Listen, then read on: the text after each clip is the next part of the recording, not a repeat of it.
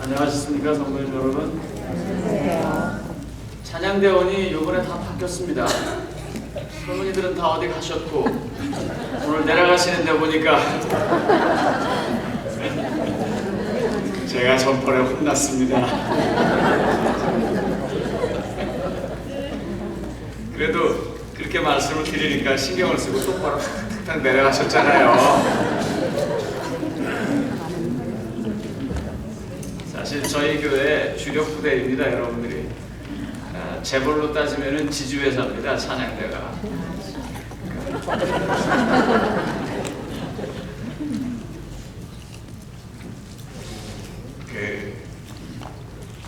이 유머라는 칸에 가셔서 국민학생들의 유머 이렇게 쳐보면은요, 인터넷에 나오는 게 있어요. 그런데 뭐가 나왔냐면 이런 게 나왔어요. 학교 시험 문제인데 설 그리고 가로 있고 그 다음에 그 다음에 또 가로가 있어요. 그리고 거기다가 어려운 일이 한 번 오고 다시 한 번 오는 것을 사자성어로 말해라, 그렇게 썼어요. 그랬더니 아이가 뭐라고 썼게요? 우리 반주자님, 설상가상인데 설사가 또 그렇게 써놨어요. 그 국민학생 나온 생각이죠. 오늘 여러분들하고 사자성어 한번 공부하겠습니다. 혹시 문일지십이라는 말은 뭐 저기 한문 써놨으니까 그새 아시겠죠? 저 무슨 문자죠? 귀자가 있죠, 그죠? 들을 문, 한 번 들으니까 어떻다? 10개를 안다. 누구 말하는 것 같습니까, 이거? 목사님. 예수님 말하는 것 같지 않아요?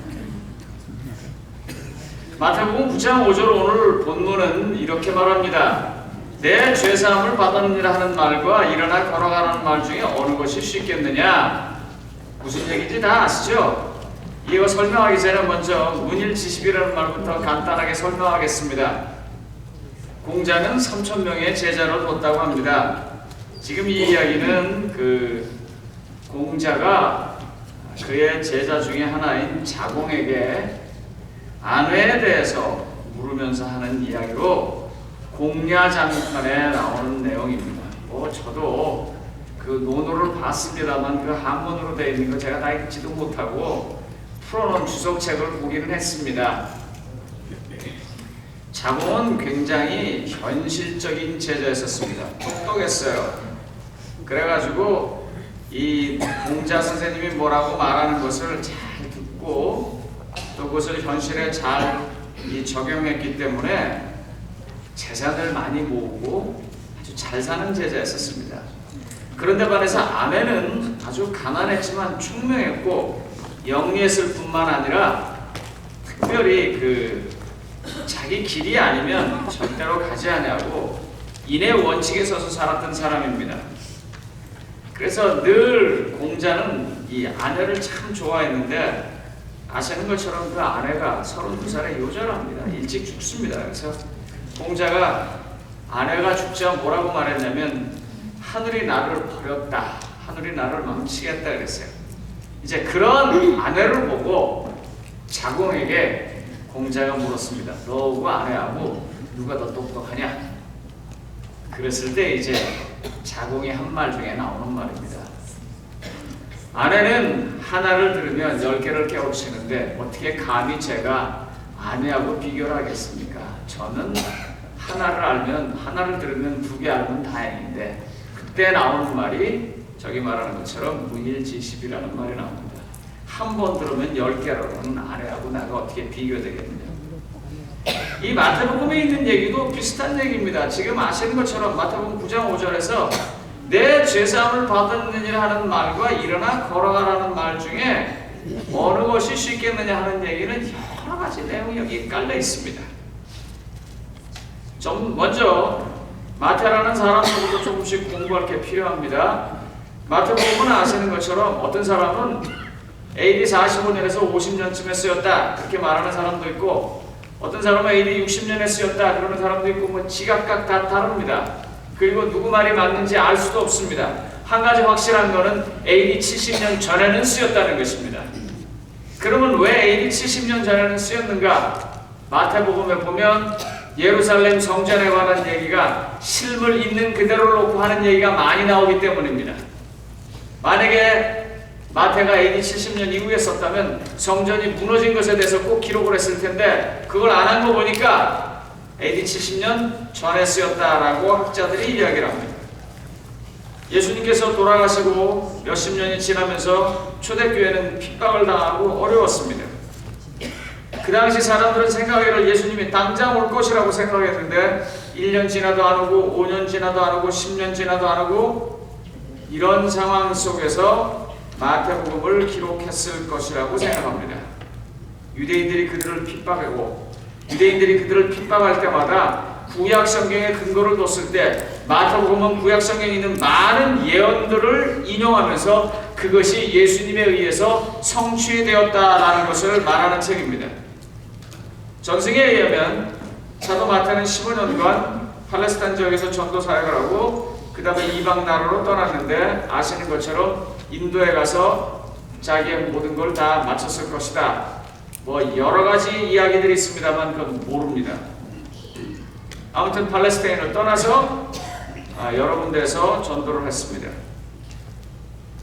이 마태가 성경에서 마태를 쓰면서 자기 자신을 써야 합니다. 어떻게 써야 될까요?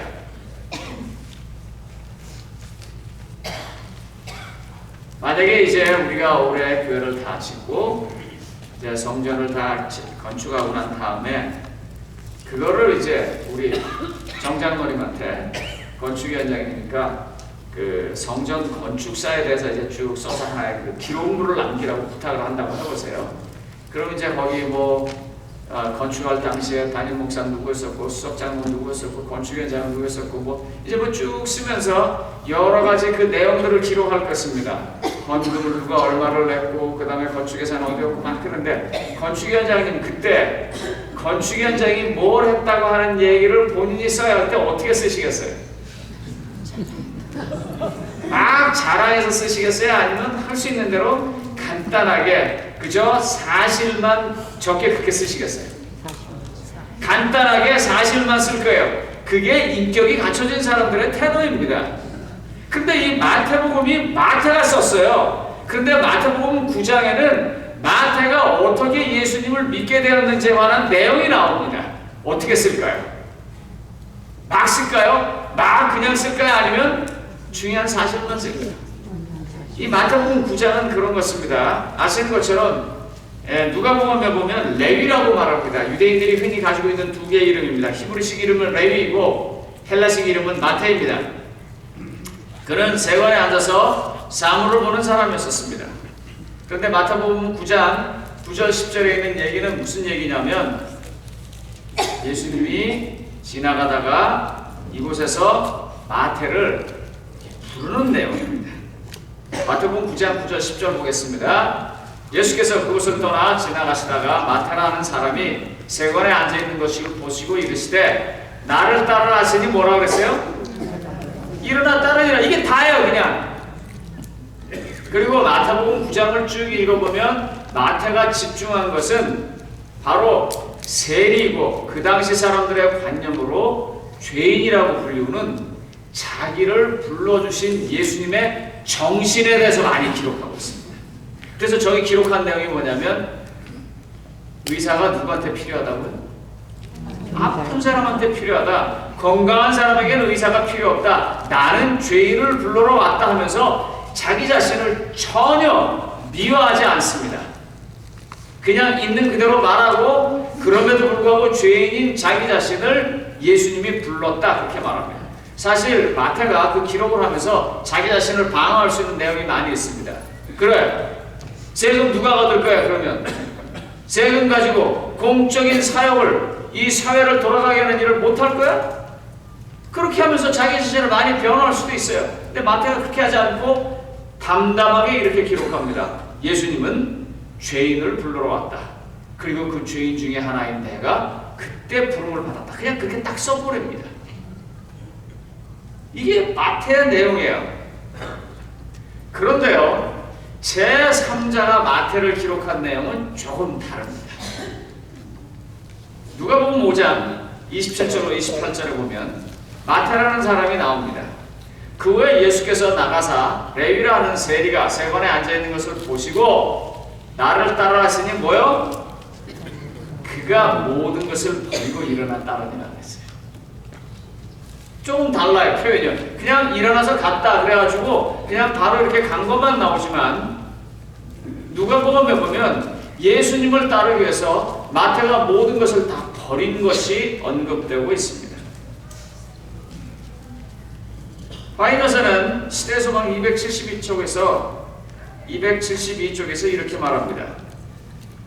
바리새인들은 마태를 그의 직업에 따라 판단하였으나 예수께서는 이 사람의 마음이 진리를 받아들이기에 열려있는 것을 아셨다 그랬어요.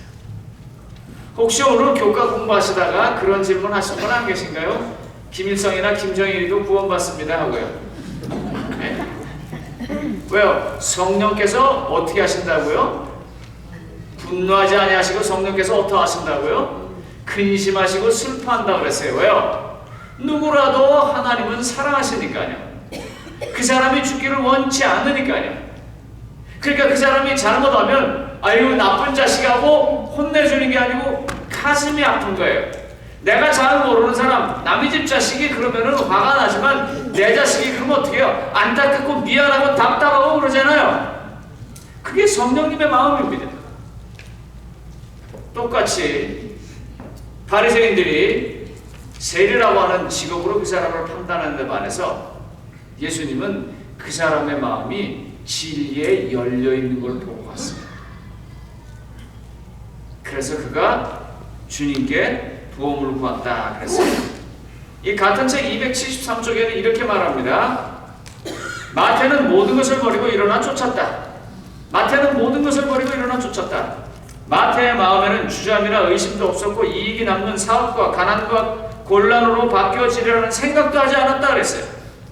예수님과 함께 있어서 그분의 말씀을 듣고 그분의 사업에서 그분과 연합할 수 있다는 것으로 충분했다. 쉽게 말하면 뭐냐면 올인 했다 그 말입니다. 모든 걸 다 거기에다 투자했다 그 말입니다. 마태가 그렇게 했다는 것을 다른 성경책에서 많이 찾아볼 수 있습니다. 마태복음 13장 44절로 46절을 보십시오. 천국에 관한 비유 가운데 마태는 다른 복음서와 달리 이런 얘기를 합니다. 천국은 마치 밭에 감추인 보화 같으니 사람들이 발견한 후 숨겨두고 기뻐해 돌아가 어떻게 해요? 자기의 소유를 다 팔아내서 샀느니라. 예수님이 저런 말을 하셨을 거예요. 그런데 마가도 누가도와 달리 저런 얘기들을 마태가 끄집어내서 쓰는 이유가 뭐예요? 자기가 그 일에 대해서 감화받고 자기가 그렇게 하기를 원하고 또 그렇게 했기 때문입니다. 그러니까 그렇게 보이는 거예요. 사람은요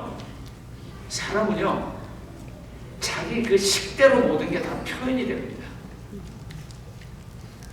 소유를 다 팔아서 예수님을 따랐기 때문에 예수님의 저와 같은 비유가 마태의 마음속에는 와 닿고 기록할 수밖에 없는 거예요. 이렇게 그런 예수님을 발견한 사람입니다.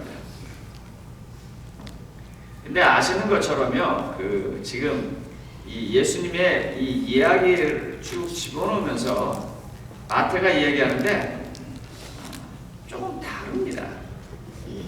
누가복음에 있는 얘기는 예수님의 얘기를 순서대로 기록해 놓은 것이고 마태복음에 있는 얘기는 마태가 자의적으로 어떤 진리를 표현하기 위해서 순서를 바꿔서 성경을 기록했습니다.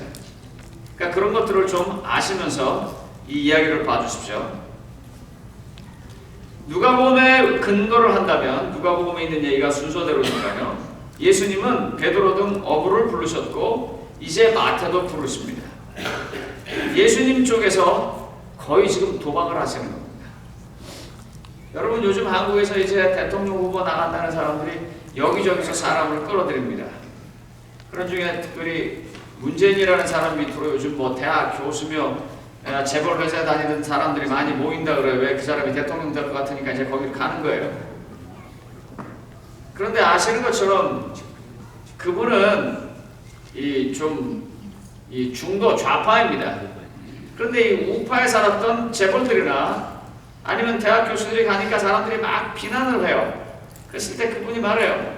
그래야지 협력이 되지 않냐.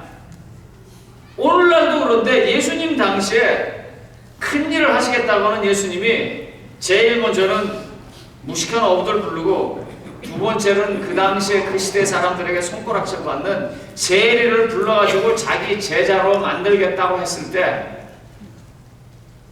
이걸 어찌 받아들이겠습니까? 예? 이거 어떻게 이해하시겠어요? 그 사람들의 원망의 대상인 세례를 받아서 새로운 세상을 만들겠다고 합니다.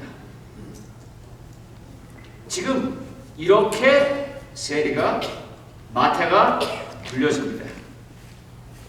그래서 마태복음 9장 3절로 7절에 보면 이런 말이 나옵니다. 마태복음 9장 3절로 7절 어떤 서기관들이 속으로 이르되 이 사람이 신성을 모독하도다. 예수께서 그 생각을 하시고 이르시되 너희가 어찌하여 너희 마음의 생각을 하느냐? 너희 마음에 악한 생각을 하느냐? 내 죄사함을 받았느냐 하는 말과 일어나 걸어가는 말 중에 어느 것이 쉽겠느냐? 자, 문일 십지 하나를 알면 10개를 좀 깨달아 보자고요. 지금 이 내용이 뭡니까? 지금 이런 상황에서 세리들이 예수님 곁에 옵니다. 그리고 예수님과 함께 밥을 먹어요. 그러니까 그 당시에 소위 기득권 세력들, 그 당시에 지도자들이 뭐라고 말하냐면 야, 하나를 보면 열을 안다고 저 친구 봐라. 이 나쁜 놈들하고 같이 어울리니까 저 같은 나쁜 놈 아니냐. 지금 이런 상황입니다. 예수님은 그 문제를 해결을 했어요. 그리고 그 장면 속에서 마태가 자기 자신을 여기다 집어넣는 이유를 좀 보세요. 중풍병자가 왔습니다. 그 사람은 그 병에 걸리게 된 여러 가지 원인이 있겠지만 성경상 설명으로는 그가 그 자신을 죄된 삶으로 몰아넣기 때문에 걸렸어요. 그러니까 그 병의 진짜 원인은 죄예요. 그래서 예수님이 그걸 보고 내 죄사함을 받았다고 말했습니다. 그랬을 때 뭐야 이거?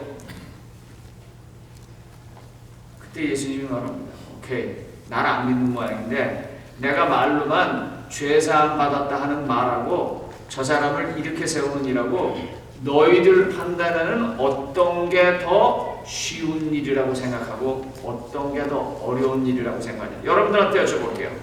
믿지 않는 사람들의 보기에 저 사람한테 죄 용서해줬습니다 하는 말하고 일어나 걸어가라는 말하고 어떤 말이 더 어렵습니까? 여긴 대답하셔도 돼요. 답이 분명한 건데요. 일어나 걸어가라는 말이 훨씬 어려운 말입니다. 믿지 않는 사람들한테는요. 왜냐하면 죄사함을 받았습니다라고 말하는 거는요, 뭐 상황이 바뀌는 게 없거든요. 그냥 지나가는 거거든요. 그런데 일어나 걸어가라는 건 지금 당장 중풍병자가 누워있는 자리에서 멀쩡히 있어서 일어나야 되는 거예요. 이건 뭔가 보여줘야 되는 거예요. 이건 어려운 거예요. 그런데 사람들이 뭐라고 그러니 지가 뭔데 죄사를 사해준다는 거야? 예수님의 근본적인 권위를 믿지 않는 것입니다. 거기에 대해서 지금 예수님이 답을 하는 거예요. 그래, 죄 사해 준다고 하는 이 말은 해도 니네들이 알 리가 없으니까. 이게 뭐 얼굴이 빨간색에다 파란색으로 바뀌는 것도 아니고 머리가 다 있다 빠지는 것도 아니고 그거 아니니까 다른 걸로 설명하겠다. 그리고 한 말이 뭐냐면 이 사람을 일으키면 죄 사하는 권세가 나한테 있는 걸 알겠느냐 하는 것입니다. 그러니까 여기서 지금 강조하는 건 뭐예요? 예수님은 병을 고치는데 목적이 있는 게 아니라는 거예요. 예수님은 병을 고치는 일을 통해서 정말 인간이 죄 때문에 영생에 이르지 못하는 그 구원받는 길이 막혀있는 것을 뚫어주겠다는 거예요. 열어놓겠다는 거예요. 성도님 여러분, 우리 재림 성도님들은 특별히 성경에 대해서 잘 압니다. 하나를 배우면 둘은 알아야 하지 않겠습니까? 열은 아니더라도.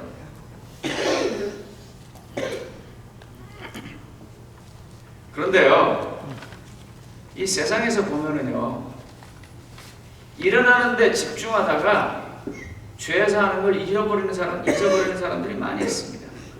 누가복음 17장 14절로 17절에 대표적으로 나와 있는 사람들입니다. 이 사람들 중에 9사람은 그랬습니다. 이 얘기 다 아시죠? 누가복음 17장에 있는 얘기요. 그 방송실에서 제 설교에 너무 집중하시니까 이걸 잘 안 넘기시는 것 같아. 그죠? 지금 저도 많이 여기 있어서 다음에 뭐가 나오나 그러고. 이거 제가 안 넣는 모양이네요. 거기 없어요? 누가복음 17장 14절로 17절에 보니까 여기 무슨 얘기가 나옵니까? 보시고 이르시되 가서 제사장들에게 너희 몸을 보이라 하셨더니 그들이 가다가 깨끗함을 받은지라 그 중에 한 사람이 자기가 나은 것을 보고 큰 소리로 하나님께 영광을 돌리며 돌아와 예수의 발 앞에 엎드려 감사하니 그는 누구요? 사마리아 사람이라. 예수께서 대답하여 이르시되 10사람이 다 깨끗함을 받지 아니하느냐? 그 9은 어디 있느냐? 이 9이 어떤 사람이에요? 하나를 배우면 둘을 깨닫지 못한 사람이에요. 뭐에 집중한 사람이에요? 일어나는 것에 집중한 사람이고 그 사람을 일으키게 한 그분의 진정한 의도에 눈 감은 사람이에요. 문둥병이 나서 굉장히 고마웠지만 한번 좀 생각해보면 어떻게 문둥병을 고칠 수 있지 하고 그 사람에 대해서 좀 생각해볼 필요가 있지 않으세요? 여러분 보시죠. 제가 이 손가락 부러뜨린 거 이거예요. 아니 뭐 일 한참 하고 난 다음에 며칠이 지나도 이게 아파요. 뭘 잡으려고 하면 막 너무너무 아픈 거예요. 그래서 야 이거 왜 이러지? 그러고서는 심심해서 아들 있는 병원에 가고 야 이빨 찍는 대신 여기를 한번 찍어봐라. 그래갖고 이걸 찍어보니까 뼈가 딱 부러진 거예요. 아주 주치의사 선생님한테 혼났습니다. 제가. 그리고 이제 스프린터 대고 이제 이러고 있습니다. 그래 이게 뭐 한 2주 지나면 이제 저절로 낫겠죠. 그런데 어떤 분이 만약에요. 뜩 보고 엑스레이를 보더니 아이고 이거 부러졌습니다. 그러면서 일로 오라고 그러고서 손을 탁 이렇게 잡고는 샤라샤라샤라샤라 딱 한 다음에 엑스레이 딱 찍어보니까 또 딱 붙었으면 제가 고맙다고 그냥 가서 여보나 엑스레이 붙었어 이러겠어요? 아니면 그 사람 붙잡고 어떻게 했냐고 물어보겠어요? 생각이 있는 사람이면 그 사람 붙잡고 어떻게 했냐고 물어보지 않겠어요? 예? 그리고 이 머릿속에서 무슨 생각이 막 날까요? 아니 누구는 허리 아픈데 누구는 다리 아픈데 누구는 소화가 잘 안 되는데 누구는 눈이 안 좋은데 그게 정상입니다. 예? 그게 정상이라고요. 어디 가서 한약 한 장 먹고 어디 가서 침 한 번 맞고 잘 나오면 어떻게 해요? 누가 뭐라고 묻기만 하면 뭐라 그래요? 거기 한번 가보라고. 그게 인지상정이고 보통 인간이에요. 근데 이 아비 냈다 그런 생각으로 그냥 뛰었다 가버린 거예요. 그래갖고 예수님을 놓친 거예요. 오늘 십지를 못한 거예요. 예수님께서 거기서 말하고자 하는 가장 중요한 건 내가 일으켜 세움으로 해서 인간의 가장 기본적인 문제인 죄의 문제를 해결해 주겠다는 그분을 못 보고 가버리는 사람들입니다. 여기 그런 사람 또 하나 있죠. 마태복음 26장 9절에 보면요. 이것을 비싼 값에 팔아 가난한 자들에게 줄 수 있겠도다 하고는. 아니 이 여자가 도대체 뭘 겪었길래 예수님한테 이 모든 것을 다 갖다 퍼붓나 그런 생각은 안 하고 지금 뭐만 보이는 거예요? 돈만 보이는 거예요. 이렇게 살면은요 오늘 본문인 마태복음 9장 5절에 있는 말씀처럼 지가 뭔데 죄를 용서해 준다고 그래 하는 사람이 되는 것입니다. 여러분 사실요 그 마태복음 8장 8절로 10절에 보면요 거꾸로 된 사람이 하나 있습니다. 백부장이 대답하여 이르되 주여 내 집에 들어오심을 나는 감당하지 못하겠사오니 다만 말씀만 하옵소서. 그래갖고 어떻게 해요? 예수님이 말로 해서 백부장의 하의를 고쳐놓습니다. 그런데 이 얘기가요 사실은 마태복음 9장에 있는 얘기보다 훨씬 뒤에 벌어진 일입니다. 이 얘기는. 그런데 마태는 의도적으로 이 사건을 앞에다 갖다 놓고 있습니다. 이유가 뭐냐면 지금 계속 이야기를 반복하는 거예요. 마태복음 8장, 마태복음 9장에서 계속 반복하는 게 뭐예요? 자기가 모든 것을 다 버리고 그래도 아깝지 않을 만한 그 예수님을 설명하기 위해서 마태는 지금 이렇게 순서를 바꿔가면서 얘기를 하는 거예요. 제발 어떻게 하라고요? 하나를 이야기하면 10개를 좀 깨달으라고요. 저 사람이 일어나는 것을 보면 제발 좀 그 일으키는 사람의 진정한 의도가 뭐고 그 사람의 진정한 권위가 뭐고 그 사람의 진짜 실력이 뭔지 좀 알라고요. 그냥 나 하나 일어난 것으로 끝나지 말고요.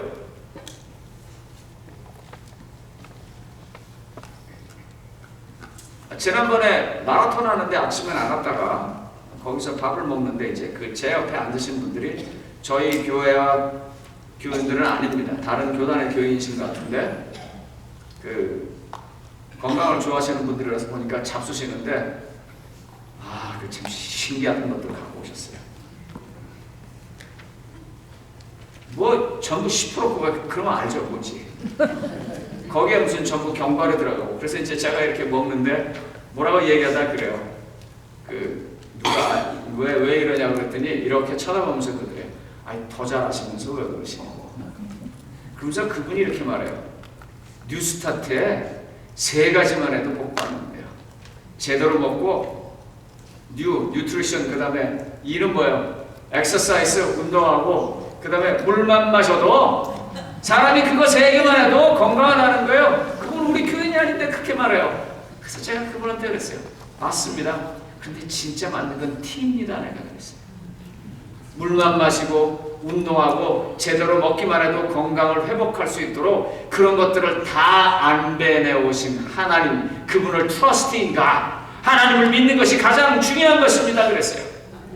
여러분 당근 하나 먹고 알파파 하나 먹고 비타 하나 먹어서 암이 고쳐질 수 있도록 어마어마한 능력을 가신 그 하나님을 바라보는 게 세상에서 제일 중요한 것입니다. 사람들이 그걸 몰라요. 그러니까 마태가 그걸 알게 하기 위해서 저 얘기를 앞에다 놓고 예수님은 말해요. 가지 아니하시고 백부장의 하인한테 그냥 아프냐 그러놓고 오케이 여기서 그럼 나왔다가 가보니까 어떻게 했어요? 나았어요. 그 백부장의 하인은 예수님을 만나본 적도 없어요. 그런데 나았어요. 그런 분이라는 걸 예수님이 그렇게 위대한 분이라는 걸 마태는 지금 설명하고 있는 거예요. 그게 가장 중요한 거예요. 성도님 여러분, 오늘 우리가 기도하고 안식일 시간에 타이타닉 이야기 듣고 그런 걸 다 들으면서 바로 그런 걸 깨달아야 하는 것입니다. 누가복음의 순서대로라면 이 얘기는 훨씬 뒤에 있는 얘기인데 의도적으로 마태가 그걸 앞에다 끌어놓고 얘기하는 게 똑같은 얘기를 계속하고 있는 거예요. 예수가 누구인가? 예수가 누구인가? 예수가 누구인가? 예수님은 보지 않아도 믿는 사람들을 고치실 수 있고 예수님은 중풍병자를 이렇게 세우셔서 죄를 용서해 주실 수 있는 분. 그렇기 때문에 마태는 자기 얘기를 그 얘기가 끝나고 나서 간단하게 한 줄로 기록한 것입니다.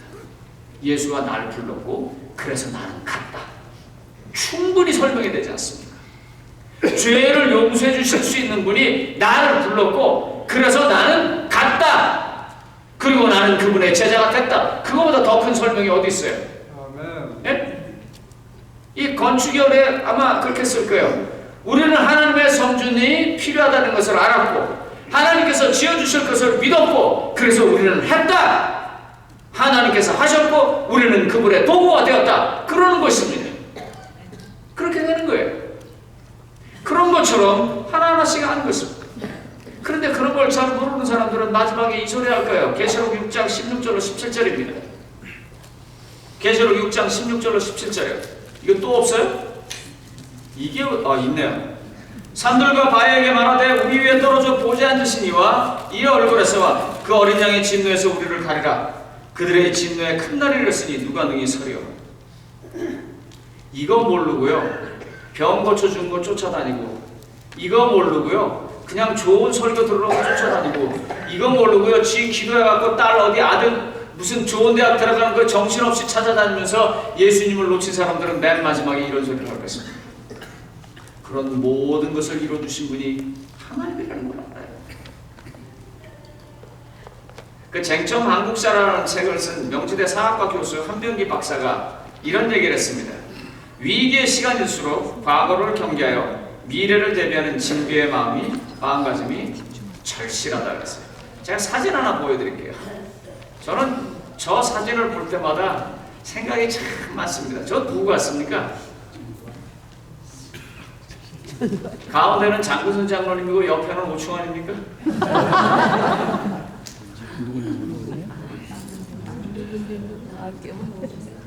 혹시 저기서 아는 분 계세요? 조상훈 장로님 군산상고 시절 같지 않습니까? 자, 여러분들이 보시기에 그러니까 여러분들이 보시기에 제일 왼쪽이죠.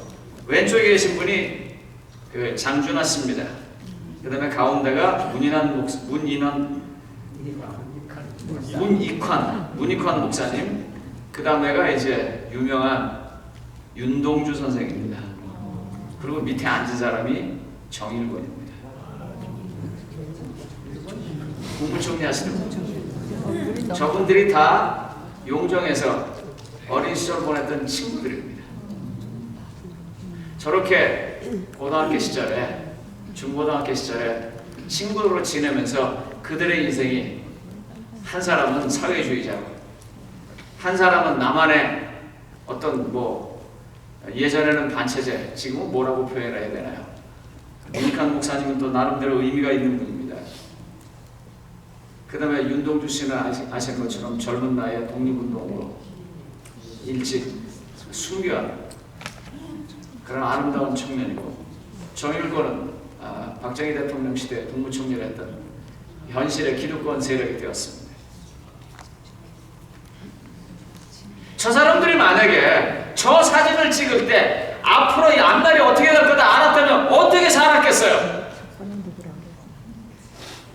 정말 삶을 다르게 살지 않았겠습니까? 문익환 씨 아마 투옥되고 도망다니고 그럴 때 정일권 씨가 어떤 국가의 관료로 있었을 거예요. 그렇죠? 저렇게 뒤서거니 앞서거니 앉아있는 저 사람들 사진을 보면서 사람들은 위기의 시간일수록 과거를 경계해야 합니다. 여러분, 요즘 세상 돌아가는 거 요즘 그런 얘기 잘 안 하고 해도 별 감동도 없어서 그냥 넘어가지만, 교회 안 다니는 우리 아들이 틈만 나면 저한테 뭐라는지 아세요? 아빠, 세상 꼭 끝날 것 같아. 세상 꼭 끝날 것 같아. 그 아이가 지 혼자 앉아서 성경을 열심히 공부를 합니다. 그러면서 저한테 항상 그래요. 아빠 읽는 성경 방법이 틀렸대요. 그러면서 이 소리 저 소리 굉장히 많이 하면서 맨 마지막에 내뱉는 말이 뭐냐면, 아무리 생각해봐도 세상이 곧 끝날 것 같아요. 아빠는 그 일에 잘 준비를 하시네요.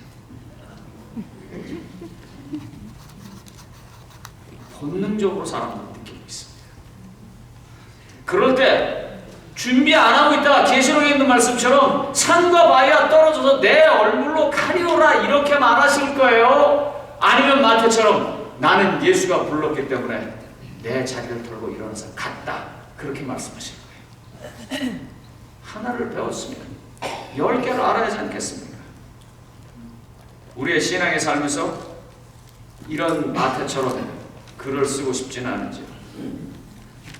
한 사람의 죽음을 통해서 나도 죽을 수 있다고 생각하고, 한 사람의 준비를 통해서 나도 준비할 수 있다고 생각하고, 한 사람의 부활을 믿으면서 나도 부활할 수 있다고 믿고, 그리고 하늘나라의 구원을 내 것으로 선택하지 않으시겠습니까?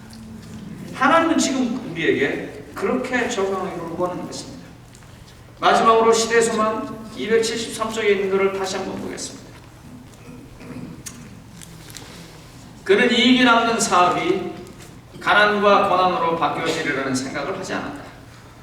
예수님과 함께 있어서 그분의 말씀을 듣고 그분의 사업에서 그분과 연합할 수 있는 것으로 충분하다. 그래서 우리가 흔히 말하는 것입니다. 예수님 한 분만 있으면 내게 뭐가 필요하겠냐고.